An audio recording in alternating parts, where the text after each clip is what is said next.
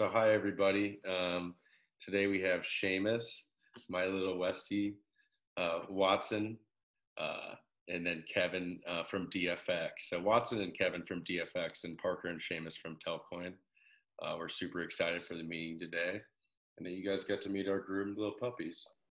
Actually, my sort of intro to Kevin was Seamus was being a little, let's just say, annoying, and I had reached out to Kevin immediately when we found out that DFX was launching their protocol, which is effectively sort of the solution that solves, a lot of the problems that a user-owned financial platform like Telcoin is working to solve, especially one, like Telcoin that's really focused on remittances. So the second that DFX launched, I reached out to Kevin. We jumped on a call. I had Seamus there, and then he pulled up Watson, and now they're best friends. So, yeah, we're super excited about this partnership, and the Westie family is huge. They're part of the Telcoin fam, and really stoked to hear from Kevin today. So basically, our little agenda is just to walk through Kevin's background, learn more about where he comes from and how he ended up building DFX. Then we'll go into DFX. Kevin has a little presentation to share with us about how it works and how you all can participate, and what really differentiates DFX from other AMMs. And then we'll really jump into sort of the long-term universe of DFX applications. And really excited for the meeting. Thanks everyone for joining. And yeah, so Kev, let's just kind of, bye Seamus. Would love to just start off by learning about, your background.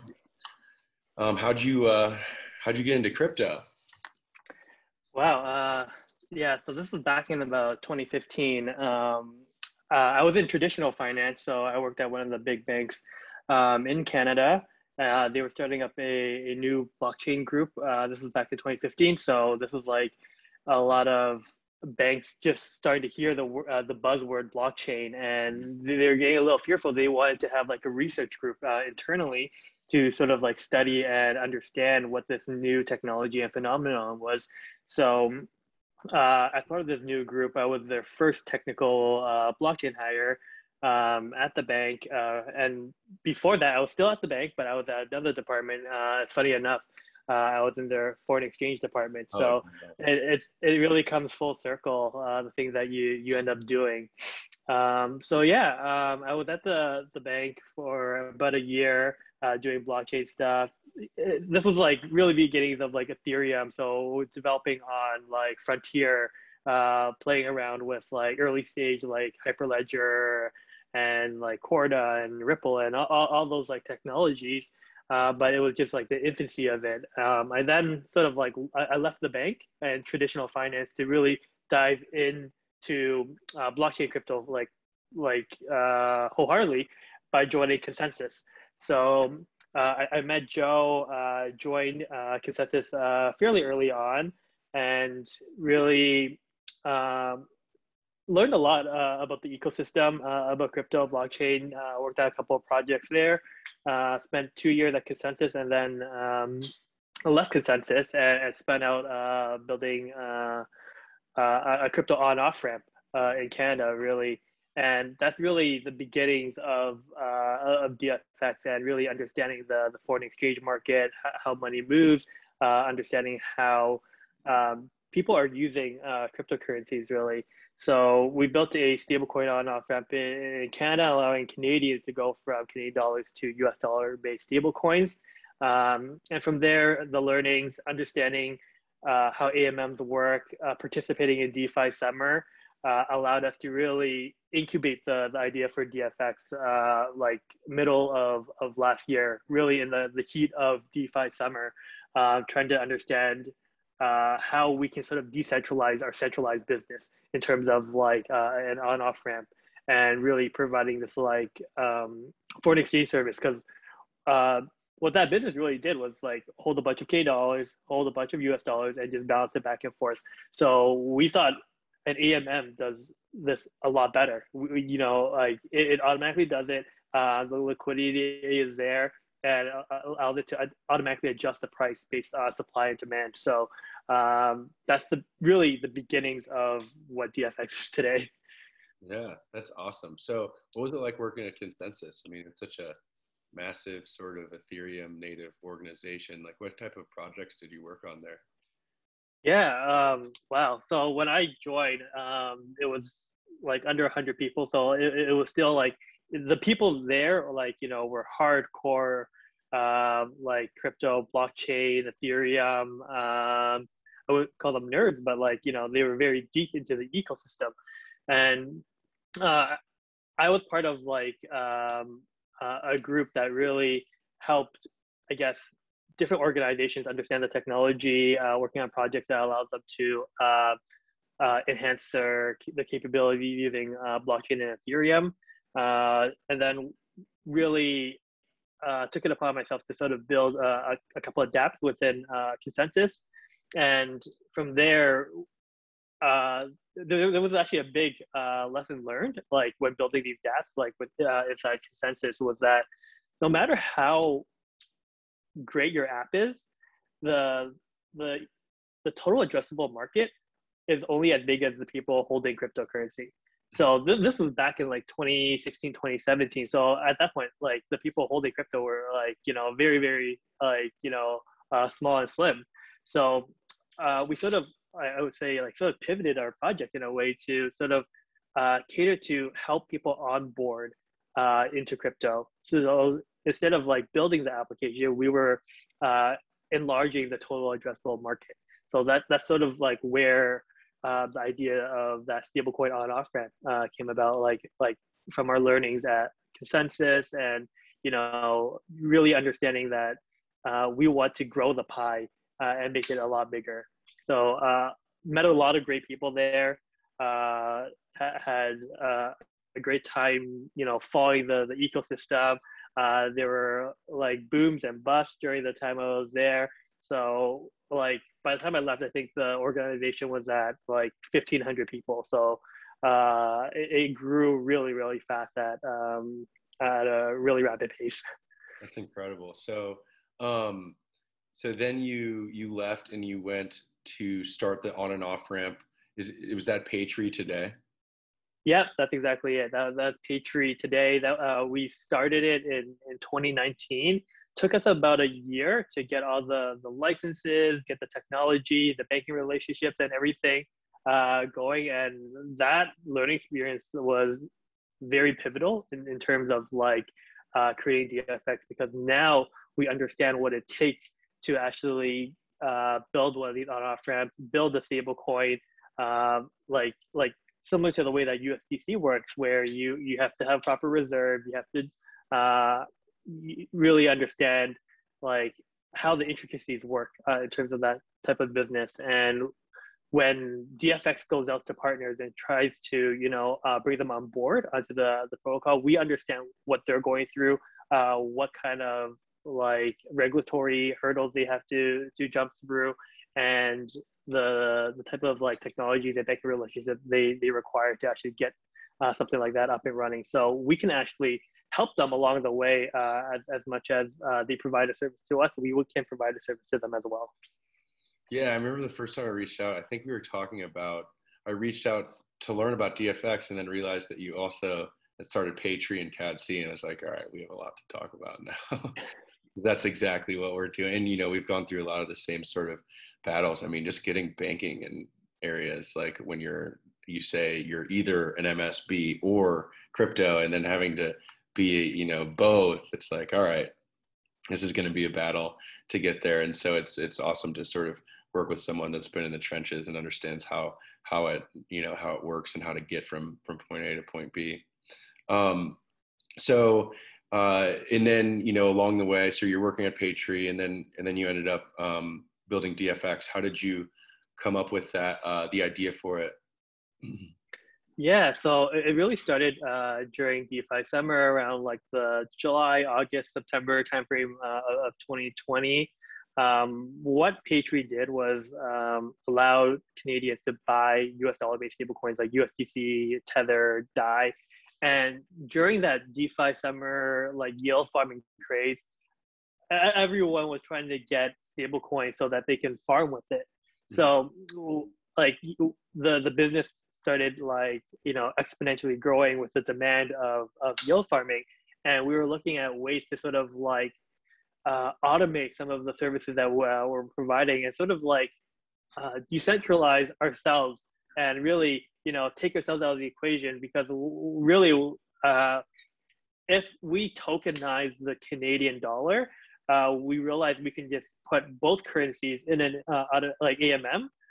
At the time, it was like Uniswap, but that was the popular one, and really allow people to sort of set their own prices and really allow the AMM to automatically adjust based on supply and demand, allowing people to get in and out and really create that market organically without Patriot being involved. And all Patriot would really have to do is become that stablecoin issuer and redemption point of contact. So a lot of that learning really was trying to just disintermediate ourselves in a lot of ways. And you know, when DFX sort of like gets to a point that's big enough and it's like ubiquitous enough, the business of Patriot will shift significantly from being a stablecoin on-off-ramp to really just being a stablecoin issuer, sort of similar to the way that like Circle sort of operates today with USDC.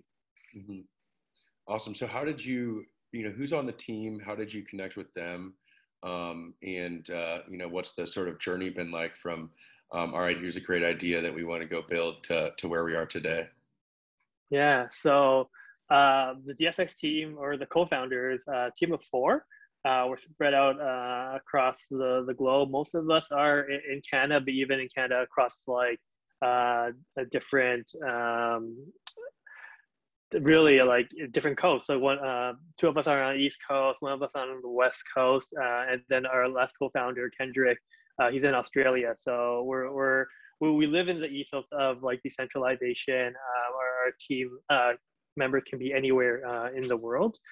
And really, it's a funny story. So Henry and I, we started Patriot together. So we took that to DFX, and then we sort of shared the idea with Adrian and Kendrick, who are our other two co-founders. And it's a funny story because I've known Adrian for quite a while now. We actually both went to the same high school like many years ago. We are of different ages, so our paths didn't really touch back in the day, but we all obviously knew of each other. But then we sort of crossed paths again when Adrian joined Truffle, which is a company of consensus. And I bumped into him again, funny enough, and we really just, you know, started connecting again based on our mutual love of blockchain and cryptocurrencies. And we saw each other again at DevCon in Osaka. Then we kept in touch, connected, met Kendrick at DevCon in Osaka as well, and really just shared that idea with them. And at the time, Adrian was actually living in Japan, and he actually had a lot of issues like sending and moving money back and forth between Canada and Japan and like Hong Kong and other countries that he's been living in. So the problem really resonated with him. So when we really shared like the whole concept of it, he was like on board from day one. Kendrick, who is our CTO in Australia, resonates to him as well, because I guess like what really differentiates, I guess, like our experience is that the US dollar is not our natural and native currency. But we always have to exchange between US dollar and whatever currency that we're using any particular day. So we have a need for the product ourselves. So it really made sense for us to work on the problem and see if we can solve this for ourselves and then for billions of people around the world. Yeah, absolutely. That's awesome. Especially you can build that kind of trust with someone that you have grown up with in your circle, you know, when you guys are shipping code and you're like, I'm heads down, and I just know that, you know, my co-founder is because I've known him forever and trust him. And there's a lot of you know, it's great to be able to work with people within your circle and not, you know, worry too much about that and know everybody's getting, you know, things out the door when they need to be done. So how did, so you guys came up with the idea for DFX, which we'll go into the sort of, you know, how DFX works and with your presentation here in a minute. What's the journey been like since, you know, you came up with the idea and put together the deck for it? You know, was it easy to find people that were interested in it, that wanted to back you guys? Was that hard? What was that like? And what have your investors been like in terms of the people who backed you initially? Yeah, it's funny because the first person that backed DFX was actually a user of Patreon. So we actually got to know each other through our service Patreon, and he was an active user in it. And then he was a VC, and he really, you know, we got to know each other over time. I shared the DFX idea with him. He was very intrigued. He loved it. He committed like amazingly quick. And then he sort of shared with his contacts and then like, you know, the VC circle around the DFX idea. And we really rallied around that. So a Boost VC was actually our pre-seed lead, and they've been tremendous help. Braden at Boost VC has been great and provided a lot of feedback and insight, and really they were really early backers of Coinbase, for example. So they know what they're doing. They've incubated tons of great projects. So we're really happy to have them come on board. Then when like around the Christmas timeframe of 2020, we were looking for liquidity providers as we were gearing up to, you know, deploy the DFX contracts. We started talking with a lot of liquidity providers, and really the conversation always ended up like, hey, how do we get involved? You know, how do we you know, get a little bit more skin in the game? So we actually ended up raising a seed round around February this year with Polychain and True Ventures leading the round, with CMS, Lemons Cap, and a few others joining the round as well. So really a lot of the ideas resonated with a lot of these people that are in the space. They see the problem, they understand the problem, and it really gelled with them. We're actually also seeing a lot of interest from traditional financial companies and institutional like funds, mainly because of how easy our problem is to understand for them, because it's foreign exchange. Everyone understands it, everyone knows it. It's not rocket science, but we just do it in a better and more efficient way. So it's actually a great stepping stone for a lot of these traditional financial institutions to really dabble into DeFi and get comfortable with it, especially with significantly less risk when we were talking about stable coins and fiat-backed stable coins. So they're a lot more comfortable, you know, taking that small amount of risk and getting their feet a little wet. Yeah, I mean, anyone that has like spent time in the sort of AMM space, really researching it, or the Forex space, like it's just very clear cut. You know, it's not easy to, you know, you better have $5 million if you want to participate and get good rates, you know, in FX. And like, if you're using an AMM, you know, that was one of the big problems that I was like banging my head against the wall trying to figure out. I was like, all right, well, no matter how we slice it, if we put two stable coins in a pool, they're not going to get the best execution in the world, because they're, you know, making the market across this entire curve. And it's just, you know, it doesn't look, especially, you know, if you look at the chart of like you know, two stable coins against each other, like on a Uniswap pair, like you're going to see a lot of wicks, you're going to see a lot of inefficiencies. And, you know, when you're a remittance provider like Telcoin, you really can't have that, you know, if you want to, you know, get good rates for your customers and really be fast and affordable like we're focused on. So I'd love to just like kind of run through the little presentation that you have for us, and you know, show everyone how DFX works, and you know, the bonding curve that's involved, and just generally how they can participate. Yeah, absolutely. So if you enable screen sharing, I can just share my screen really quickly. Yep. Does that work? Yep. All right, let me know if you can see my screen. Yep.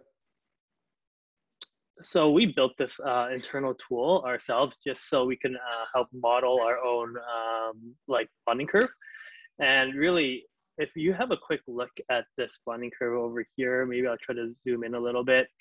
The green one is Uniswap. So they're a rounded curve that basically shifts along based on supply and demand and buying and selling on Uniswap.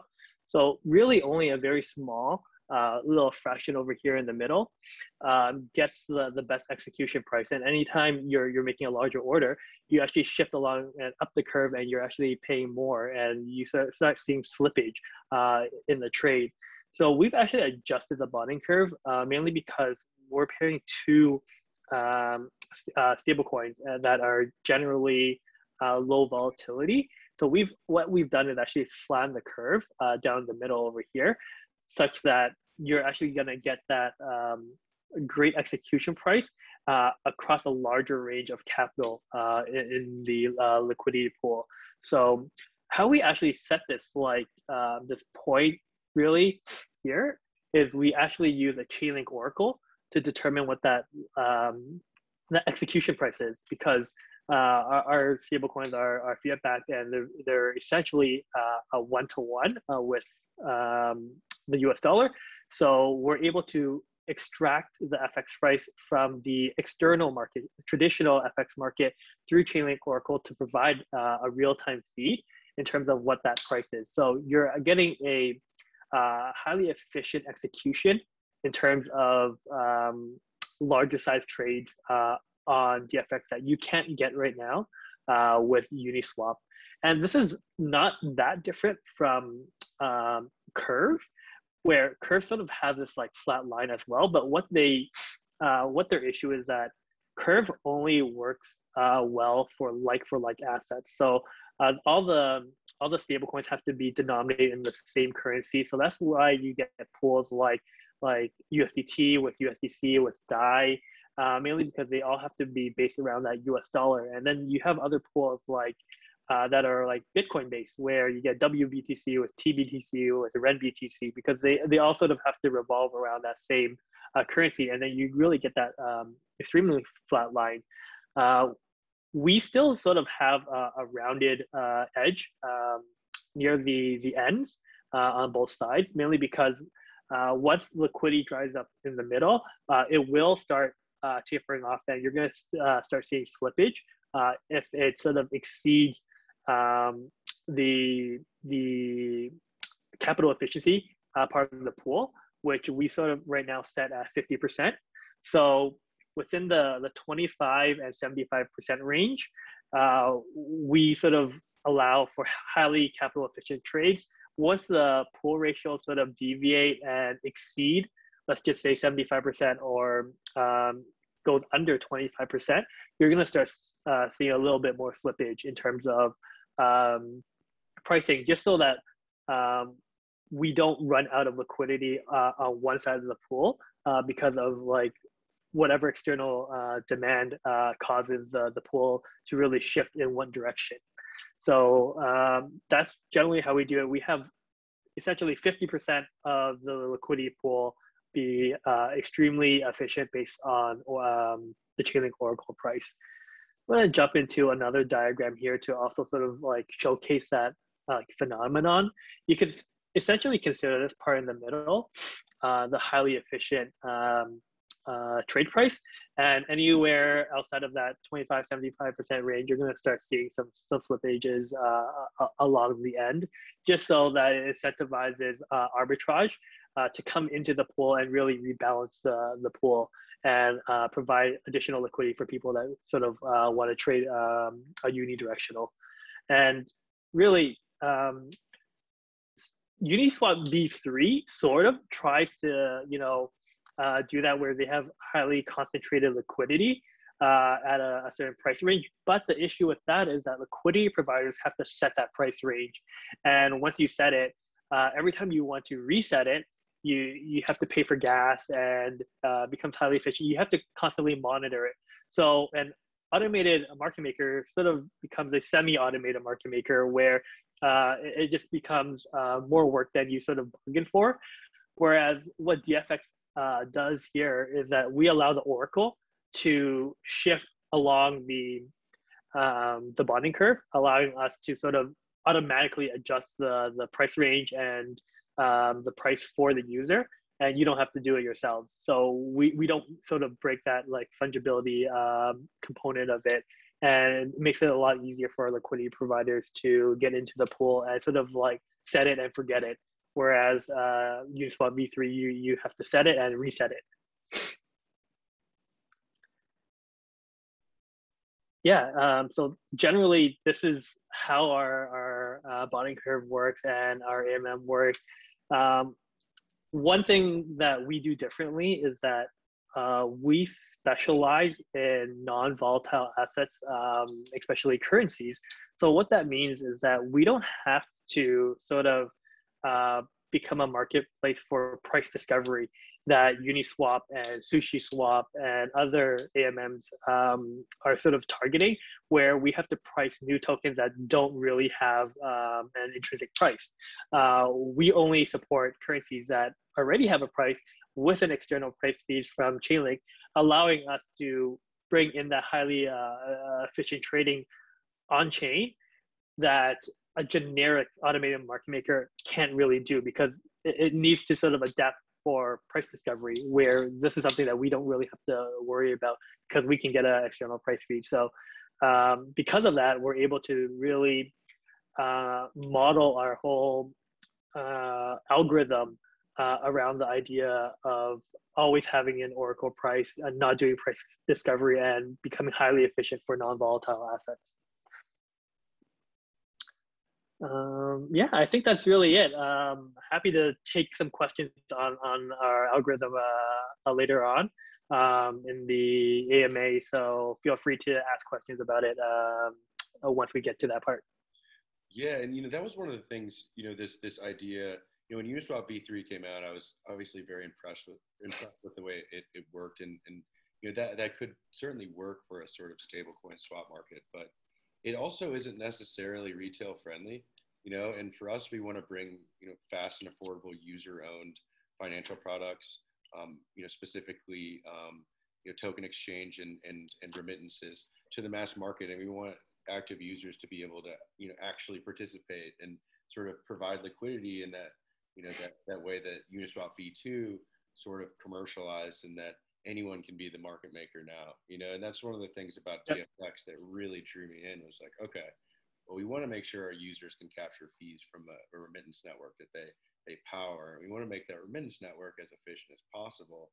How do we make sure that happens? And then boom, Dfx like appeared right before me. I'm like playing around with balancer pools, trying to figure out like, what the proper design would be.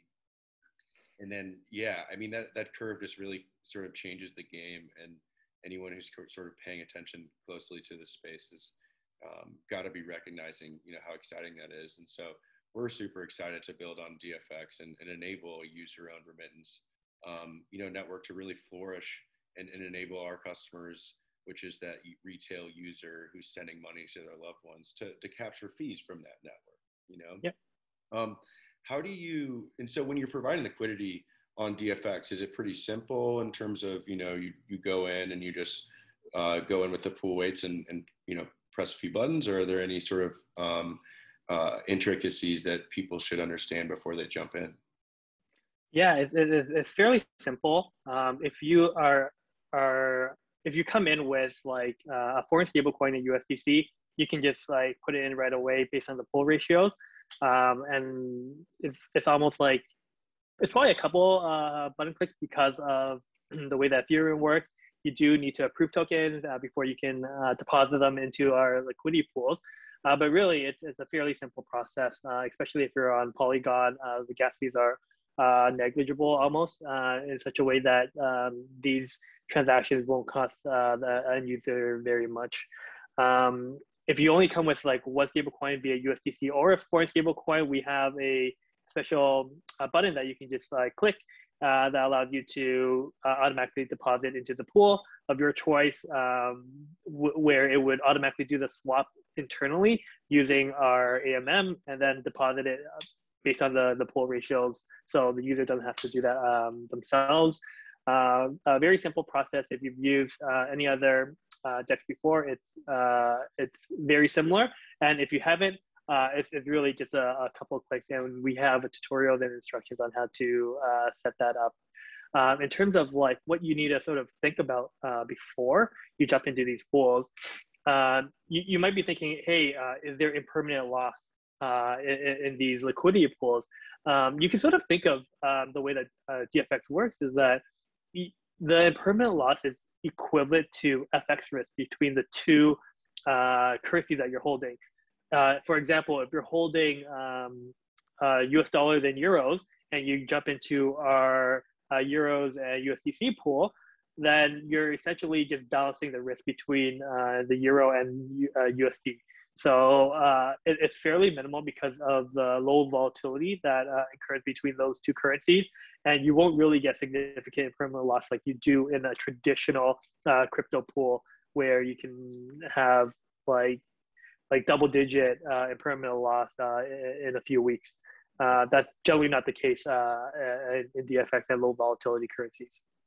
Yeah, and that's sort of when combining the both, kind of what we're doing with the exchange and the SMS network, you sort of have two forms of yield that, in a way, are like, it's kind of open for business for all sorts of different types of risk tolerances, and so that's definitely an incredibly exciting aspect. And so impermanent loss is not something that people should be overly concerned about. But when would that sort of happen? It's just when there's not very much volume at all, or something. And like, how would impermanent loss happen in a DFX pool? Bad timing of liquidity providing or removing, or how do you think about that? So you get impermanent loss when the I guess quote unquote the real world price of let's just say euros deviates from the US dollar if it goes up or down, and depending on which sort of currency you're overweight in. Let's just say you're 70% in US dollar and 30% in euros, but the price of euros goes up. That means that your overweight asset, which is the US dollar, goes down because of the price of the euros going up. But if it's the other way around, then you're actually getting quote unquote positive impermanent loss, where you're actually quote unquote making money based on the appreciation of one asset over another. So really, it's just the FX risk between the two currencies, and at whatever point in time you sort of get into the pool and that pool ratio versus the time when you exit, and what that pool ratio is and what that FX price is between the two currencies. But really, if you're going to jump into a pool, I would say that you should be comfortable holding both currencies in such a way that you're really in a position to sort of even hedge against the US dollar in a way by getting into other currencies. So we actually, by providing our pools, allow people to sort of hedge their US dollar positions if they're heavy on US dollars into other assets like euros, Canadian dollars, and Singapore dollars. And that's a great way to sort of manage your risk if you're really overweight on US dollars. So what type of fees does a DFX pool have, and how do those change? Yeah, so right now, all our pools have a 5 basis point fee, so that's 0.05%, which is incredibly low when you're talking about foreign exchange. Yeah. If you're going to your bank or Western Union or any other like money changer, you're talking about a couple of percentage points in terms of like exchanging one currency to another. So we do it at a fraction of what they do. Like we're talking like 50 times or more in difference. We're essentially giving you institutional FX rates to retail users through our AMM. So you can really expect extremely low fees on DFX. Right now, they're set at 5 basis points, and generally that's what we recommend for low volatility currencies. And then we might get into sort of like currencies that have a little bit more volatility. Like we could be getting into Nigerian naira, for example, where they have significantly higher inflation rates and the currency inflates a lot more. So at that point in time, we might choose to sort of set the fee a little higher, maybe anywhere from 20 to 30 basis points, but probably not even any higher than that, mainly because of that increased volatility and increased sort of risk in terms of that asset. But generally, if we're talking about G10 currencies, currencies that are that have a lot of volume, that doesn't have a lot of volatility, then we could probably expect a lower fee percentage. Got it. And does that, as it gets farther out the bonding curve in terms of, let's say, pool gets to 76.24, Yeah. the fee adjust at all, and if so, how? The fees right now do not adjust over there, but the bonding curve automatically adjusts the price in a way that sort of incentivizes people to go the other direction, because you're actually getting a better price going from the 76% to the 24% instead of the other way around. And if you're going the other way around, then you're paying a little bit more than the 5 basis points. So the slippage basically, it isn't, the fee itself doesn't change, but the slippage changes in the AMM, which sort of accounts for that total fee that you're gonna sort of like feel when you sort of make a swap. Right, and it opens up an arbitrage opportunity. Exactly. And that was the thing. That was one of the core things that became apparent that like the constant product model could not solve, was if we're doing remittances from the U.S. to Mexico and it's just one-way flow, well, it's just gonna, people are just gonna keep buying it. You're gonna really rely on that arbitrage to come in and step in, and especially when you're bootstrapping a new stablecoin from the ground up, and there's not that many market makers or users of it, and it becomes an incredibly obvious problem that it's clear that Dfx solves, and it should be exciting to watch it unfold.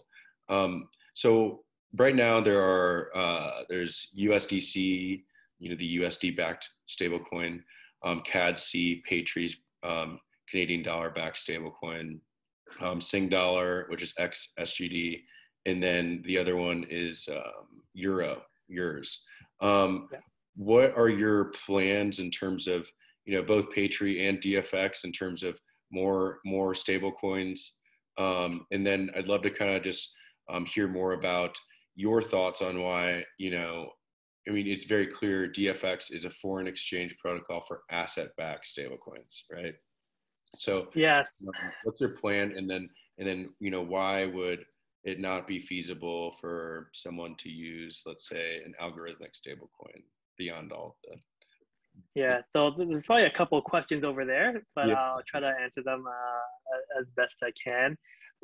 So we are looking to sort of expand our stable coins, because the network gets exponentially more powerful the more stable coins we can offer. So we are looking to sort of onboard more and more stable coins over the next couple of months. We've already identified probably close to a dozen stable coins around the world that we can onboard onto Dfx. Level of maturity differs between different stable coins, so we want to make sure we bring in the highest quality stable coins onto our platform, so that we can really provide a high quality product for the end user. It doesn't matter which stable coin you're going in and out of. They all have the same sort of level of guarantee in a way.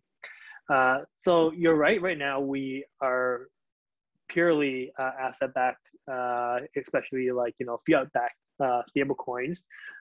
We think that we will largely be that for the foreseeable future, but we also acknowledge the fact that there will likely be currencies that we will never get a fiat-backed stablecoin for.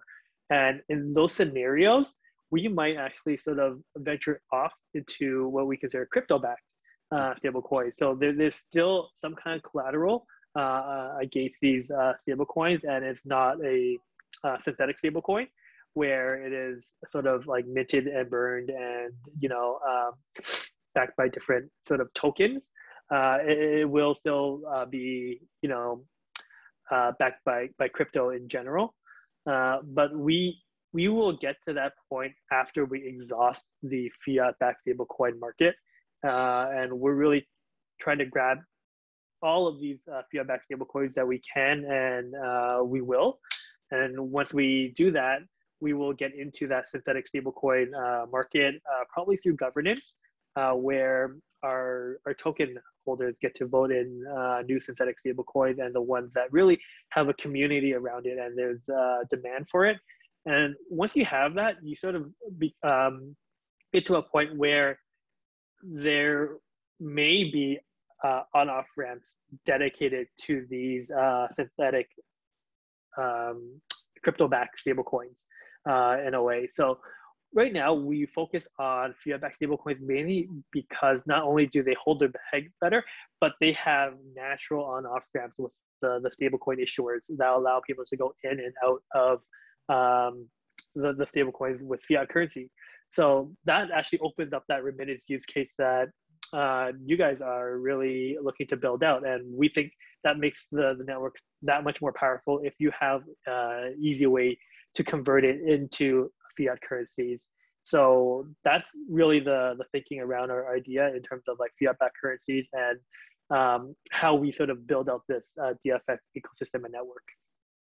Yeah, that's awesome. And yeah, I've thought about, that a lot in terms of the remittance use case and how, well, if you don't have domestic payment rails, then there actually isn't really a reason to do any of it because you're just going to do the forex, on the interbank market anyways. And like, so what are you solving? And so, but when you do have it, the costs become the trading costs, the cost to mint and redeem, and the network costs. And then you're like, oh, that's the most efficient remittance in the world. It's instant, no middlemen, users capture fees.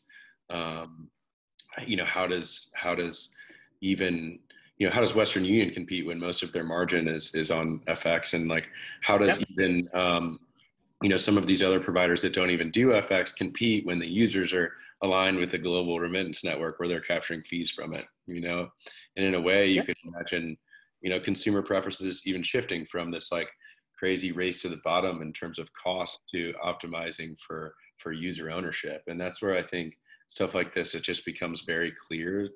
Most of these institutions are just figuring out that Bitcoin is, not a scam. And so it's going to be, interesting to see if they can, at least, traditional remittance providers can come in and compete, against Telcoin built on DFX on a user-owned remittance platform.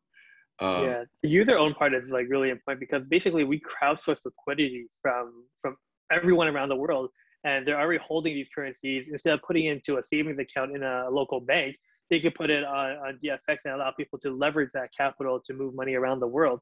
And they earn a higher interest rate than they would at a traditional bank. So it's super powerful, really gives the power back to the users instead of monopolizing that ecosystem in a couple of companies like Western Union or the Swift network, for example. So yeah, really, really excited for this. And then user ownership even expands much farther in terms of if you go and say, I want to, put my money in, what's a high yield savings account today, like 25 basis points a year. Well, you have to actually give them the money, right? And they go lend it out and make the spread. And so to me, it's like, not only are they capturing fees from products they rely on in their daily lives, but they actually never give up control of their assets to anyone else. And so it's just incredible to see systems like this and DFX evolve and enable, sort of people all around the world to be empowered with forms of yield that simply don't exist, and in a lot of ways are safer. Not just that, all this stuff in a lot of ways is experimental, but, holding two stable coins in a pool and capturing fees from them is certainly a very interesting form of yield that I think everyone should be exploring through DFX. And so you mentioned, community and user ownership and that aspect. And so that kind of leads me to the next question, which is the Dfx token. And basically, what's the role of the Dfx token today?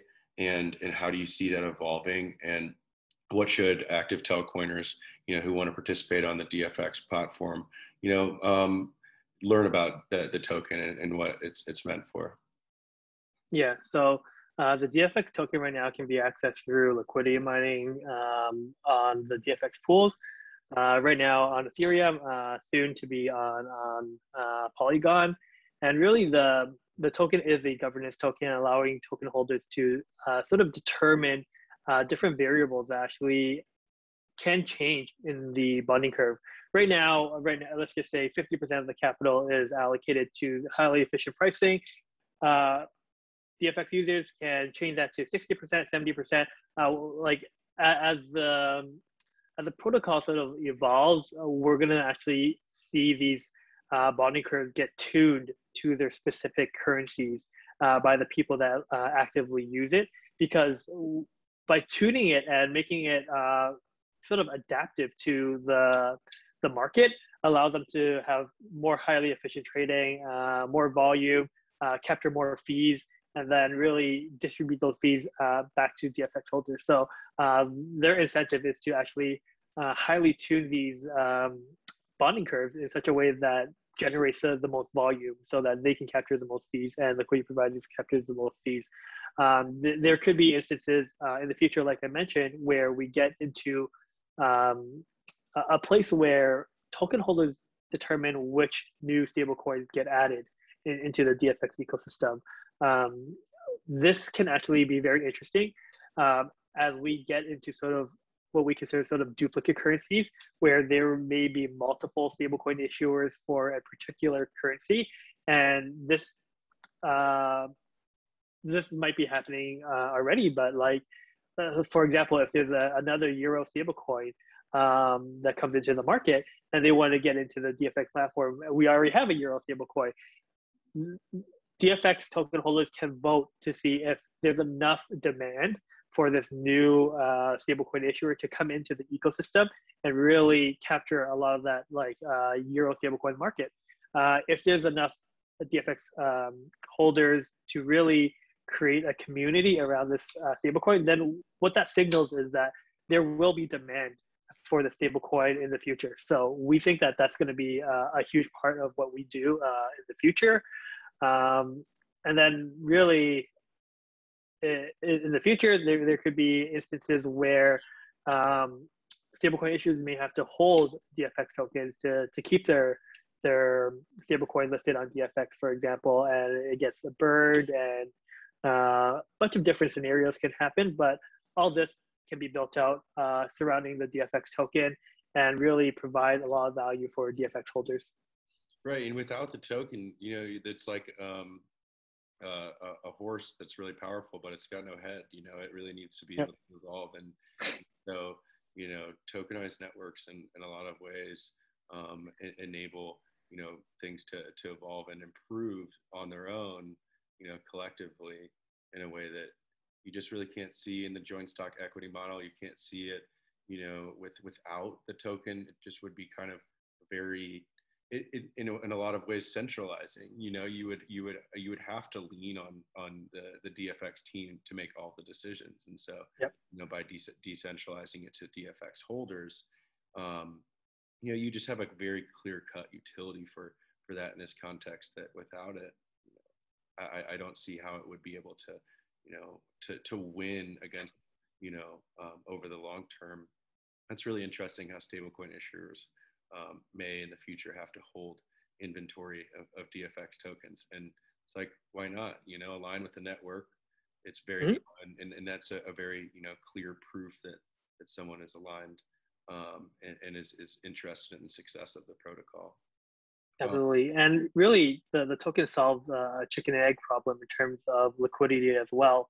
Like, foreign stablecoins or non-US dollar stablecoins is not a new concept. People have been trying to sort of build these stablecoins for like 3-4 years with like very like minimal success.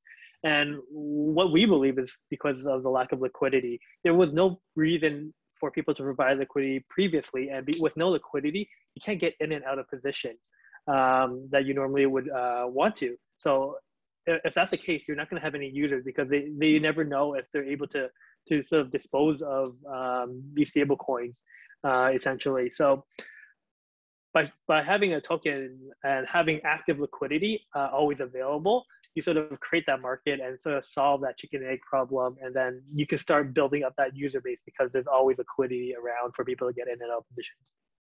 Yeah, absolutely. And so you guys are moving are moving your smart contracts. You know, obviously they'll also be on layer one, and that's really the main DFX protocol. But you're also moving to Polygon. Can you give some sort of insight into that move? You know, how you view Polygon in the context of Ethereum alignment and the sort of roadmap to there? Yeah, we see really strong user adoption on Polygon right now. One of the big reasons, like, you know, we chose to deploy on Polygon was that infrastructure that's built out in that ecosystem. It has the oracles that we require. It has like an equivalent to Etherscan, which is Polygon Scan, run by the same team. You have infrastructure providers like Infura that are providing infrastructure. You have data providers like Covalent, the Graph, and all those like auxiliary things that you really don't think about when you're like, hey, you know, there's another chain out here we can deploy there. It's EVM compatible. But then if you have to build everything else like what I mentioned before yourself, then that, you know, creates a burden on the team where we can't focus on our core competencies, which is that AMM. And, you know, Forex, we have to build out like, you know, a bunch of analytics tools. Again, we got to, you know, build out a better block explorer because it doesn't meet our needs, or all these little auxiliary things that we normally sort of would get from that ecosystem that we might not get in another layer 2 or another L1 chain off the bat. So Polygon having all this infrastructure is critical in terms of like deciding on deploying there. Yeah, I think it's like really easy to be like, yeah, I want to build like an optimistic roll-up, you know, solution and then launch it, but then be like, well, the whole thing works except there's actually no tooling or infrastructure whatsoever, and yep. So you have a massive problem. And the Polygon team has just been doing this for a long time. You know, they've been doing it for over 2 years now, and they've been, you know, relentlessly trying to bring in those infrastructure tools that are, you know, required to make it happen. And I think that the Ethereum communities really embrace Polygon, and I also think that Polygon's had a lot to do with the drop in fees that we're seeing. Even, you know, perhaps it's a commit chain that's in some ways also layer one, but the reality is working as a scaling solution, regardless of whether or not, you know, everyone views it as the perfect roll-up style system. At the end of the day, it works, and you know, if we want to bring this stuff to the masses, we have to do it on things that are ready to go and working, because, you know, this ecosystem 24/7, 365. Like, I always point this out to people. It's like, that means every like equity trading year is like, that's like 5.1 equity years in one crypto year or something, and the hours of the market that's open. And obviously that's a little different with Forex, but, you know, we're here now and ready to go. And so that's really exciting. And you think that'll happen within the next week or two, or what's your expectation there? Yeah, we'll probably go live in under a week on Polygon. Just waiting for a couple of things to materialize, and then we're ready to go.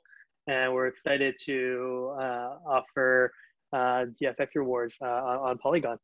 Yeah, and we'll be also doing double incentives on Polygon with DFX on each of these pools, because they're very clearly, you know, vital infrastructure protocol, you know, to the Telcoin platform and what we want to bring to the world. And so it's really fun to be able to like build on these systems that, like, you know, if you think about like the traditional banking system, if you want to go, you know, we've done this a lot, like you want to go build out a fiat banking product using someone's API, like that stuff is really can take a long time. And if their docs aren't done well and it's just not intuitive for engineers, you know, whereas with this, DFX goes live and we just can build on it, you know, and people can swap and they can pool and they can send and swap and send, and that doesn't require any coordination from you guys, though, of course, you know, I think it's important for developers to be on the same page in a lot of ways, just so that no one messes anything up. But at the end of the day, like, you know, it's a permissionless system, and it's just crazy how, you know, it's going to evolve. Which kind of leads me to my next question. So Telcoin is going to launch, you know, the first user-owned remittance product built on DFX. What other products outside of remittances do you foresee coming into the DFX ecosystem? Yeah, so we think of DFX as that like Forex infrastructure and that like money Lego for the rest of DeFi. We expect other fintech applications to be able to plug into DFX to effectively provide a Forex system for whatever fintech product they're building. We sort of want to make international global payments feel like they're domestic payments. So in a way, it's no different from setting funds from yourself to your buddy down the street as setting funds from here to Singapore across the world, for example. So we just want to sort of create that ecosystem where anyone can, like, anyone that sort of comes up with a new idea, they need some kind of foreign exchange product, they can directly plug into DFX and know that they're always getting the best price in terms of Forex, and they never really have to worry about that component.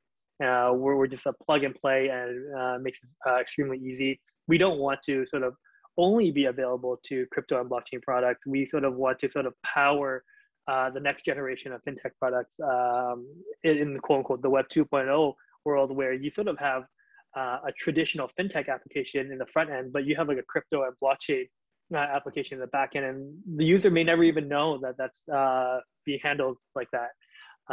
So we just want to be that infrastructure provider in a lot of ways. Another really interesting thing with DFX is that our LP tokens for the pools are a very high quality, you could say, because they only consist of stable coins, and it's also de-risked with the US dollar, so it's hedged. We envision a world where our users and liquidity providers can use these LP tokens and actually collateralize in other protocols to do a bunch of different things because of how high quality these assets are. So we're experimenting with other protocols and really cross-collaborating in terms of how we can leverage different protocols and they can leverage us. So we want to be deeply entrenched in the rest of the DeFi ecosystem. Yeah, it's when you start combining money Legos together, like that LP token, which is earning yield, and then you lend it, and then you have yield on yield, and then you borrow and send, and then you like that. I mean, that's really in a lot of ways like what I think. Once we get to that point, it's just going to be insane in terms of the new applications that can be built, and I'm excited to you know enable our users to use the LP tokens on DFX as a superior form of collateral and earn yield on yield, I guess. So why would someone, let's say, borrow a DFX token and pay someone who's lending it? So this could be different in a bunch of different scenarios. They can collateralize it into a protocol and actually borrow funds to like borrow Ether if they think Ether is going to go up, for example. So that gives them a position in Ether as well, or any other, or they could even borrow more stable coins and sort of create a margin and leverage situation where they can sort of like, I wouldn't call it infinite loop, but like keep recycling the same methodology in terms of leverage, depending on what the liquidation ratios are, they can basically leverage a couple times over and really strengthen their position if they have a particular viewpoint in terms of where the stable coins are heading. But really just have basically allowing the user to not fully lock up their capital if they don't want to, and allow them to use it to do a variety of different things in the DeFi space as it opens up. Yeah, so you could effectively provide liquidity to USDC, CAD-C, lend it to a money market protocol, borrow USDC and CAD-C, provide liquidity, lend it back and forth. I guess that works like 3 times or something, but you know, it's insane, you know, that the type of yield that you really could see. And I don't necessarily recommend that to any users out there. I think, you know, there's a lot of potential risk there, but in terms of this form of collateral versus something that's a volatile form of collateral, it's certainly superior in a lot of ways from a risk perspective. Great. So yeah, and guys, there's 2 use cases for DFX pools on the Telcoin platform, and I highly recommend going to how does SMS network work and does Tel exchange work. The first one is that remittances on the SMS network will flow through DFX pools as swap and send transactions instantly from bank account to bank account, or the person can hold the stable coin on their own and use it for, you know, the variety of reasons that will continue to grow as this ecosystem grows. And then the other one is actually as a stablecoin on ramp for users. So if you're in, let's say, Canada and you want to buy Tel, you're, you know, effectively going to cash into CAD-C.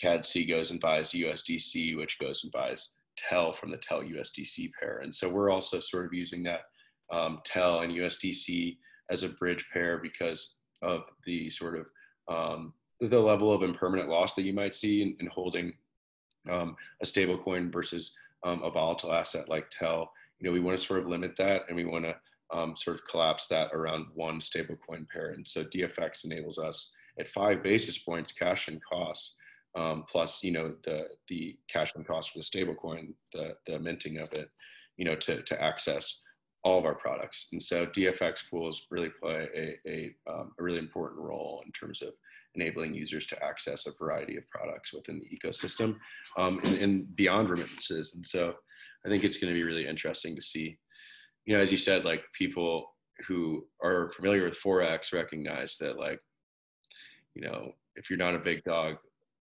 you're screwed. And, you know, one thing I think is interesting too is like the cost to, you know, if you couldn't obviously try and on your own do Forex with $250, the average remittance value. You know, you got to have at least 5 million, or you're probably still going to pay 75 basis points if you're, you know, it's not a good time.